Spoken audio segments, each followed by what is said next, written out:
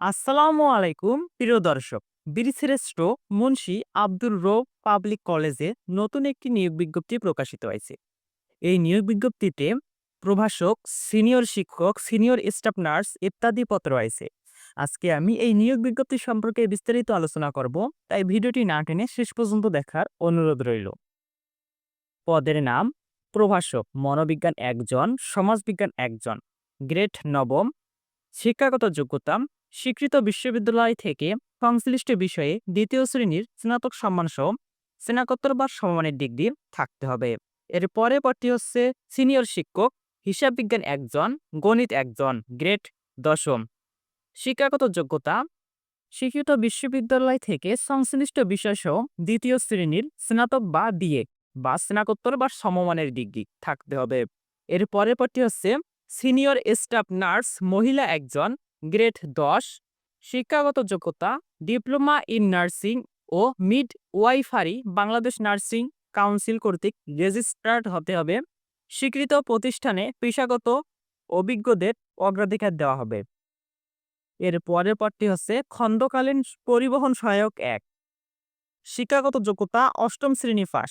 সংশ্লিষ্ট পদে কাজের অভিজ্ঞদের অগ্রাধিকার দেওয়া হবে। প্রিয় দর্শক, এখন পর্যন্ত যারা আমাদের ইউটিউব চ্যানেলটি সাবস্ক্রাইব করেননি তারা অবশ্যই সাবস্ক্রাইব করবেন, কারণ চাকরির সব আপডেট প্রতিনিয়ত আমাদের ইউটিউব চ্যানেলে দেওয়া হয়ে থাকে। আবেদনের নিয়মাবলী: সকল তথ্য অনলাইনে আবেদন করতে হবে। লিখিত ও মৌখিক পরীক্ষার তারিখ এসএমএস এর মাধ্যমে জানিয়ে দেওয়া হবে। এছাড়াও বিস্তারিত তথ্যাবলীর জন্য www.abdurrobcollege.ac.bd কে ভিজিট করুন। আবেদন ফি বাবদ ক্রমিক নং 1 থেকে 3 এর জন্য 500 টাকা এবং ক্রমিক নং 4 এর জন্য 300 টাকা এবং সকল পদের অনলাইন সার্ভিস চার্জ বাবদ 30 টাকা পরিশোধ করতে হবে। এই নিয়োগ বিজ্ঞপ্তির আবেদন শুরু হয়েছে 27 ডিসেম্বর 2025 এবং আবেদন শেষ হবে 14 জানুয়ারি 2026। প্রতিষ্ঠানের নিয়ম অনুযায়ী বাড়ি ভাড়া ভাতা, চিকিৎসা ভাতা, কন্ট্রিবিউটরি প্রভিডেন্ট ফান্ড, গ্র্যাচুইটি ও অন্যান্য সুবিধা দেওয়া হবে।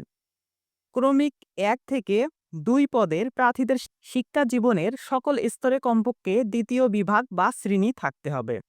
শিক্ষক নিবন্ধন পরীক্ষায় উত্তীর্ণদের অগ্রাধিকার দেওয়া হবে।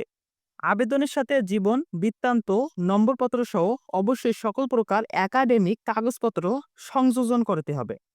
কোনো রকম তদবির বা সুপারিশ প্রার্থীর অযোগ্যতা বলে বিবেচিত হবে।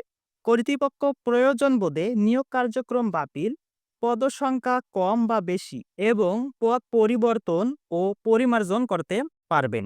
প্রিয় দর্শক, ভিডিওটি ভালো লাগলে লাইক দিন এবং বন্ধুদের সাথে শেয়ার করুন। আর চাকরির সব আপডেট সবার আগে পেতে আমাদের ইউটিউব চ্যানেলটি এখনই সাবস্ক্রাইব করুন। ভিডিওটি শেষ পর্যন্ত দেখার জন্য আপনাকে অসংখ্য ধন্যবাদ।